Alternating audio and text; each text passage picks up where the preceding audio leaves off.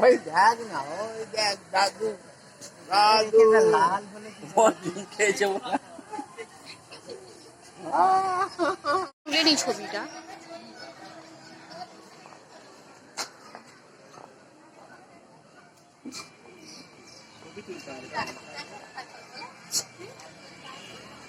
রামচন্দ্র সীতাকে বনবাসে থাকাকালীন একটা চৌহদ্দি এঁকে দিয়েছিলেন বা সীমারেখা দিয়ে দিয়েছিলেন, বলেছিলেন এর বাইরে না বেরোতে। কিন্তু সীতা দেবীর সঙ্গে রাবণ ছলনা করে তার থেকে ভিক্ষা নেয়ার অজুহাতে তাকে নিয়ে বেরিয়ে গিয়েছিল এবং সীতা দেবীকে নিয়ে অনেক দূরে নিভৃত করে নিয়ে গিয়েছিল।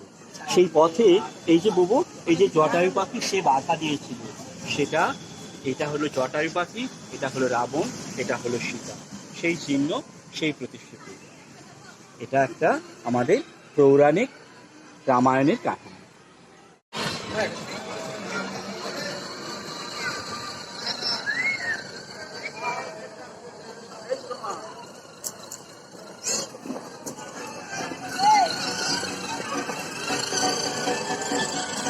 বুবু এই দেখো, এটা রবীন্দ্রনাথ, আমাদের শান্তিনিকেতনের রবীন্দ্রনাথ।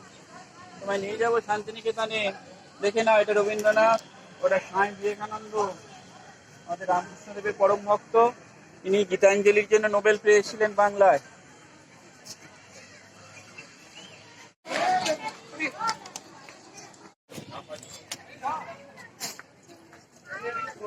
গেটটা বন্ধ করে দিয়েছি,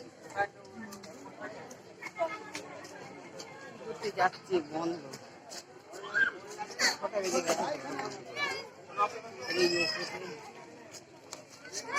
দেখো বীর হনুমান, হনুমান তার বুক চিরে রাম আর সীতাকে দেখাচ্ছে যে হনুমানের হৃদয়ে সবসময় ভগবান রামচন্দ্র ও দেবী সীতা দেবী বিরাজ করছে।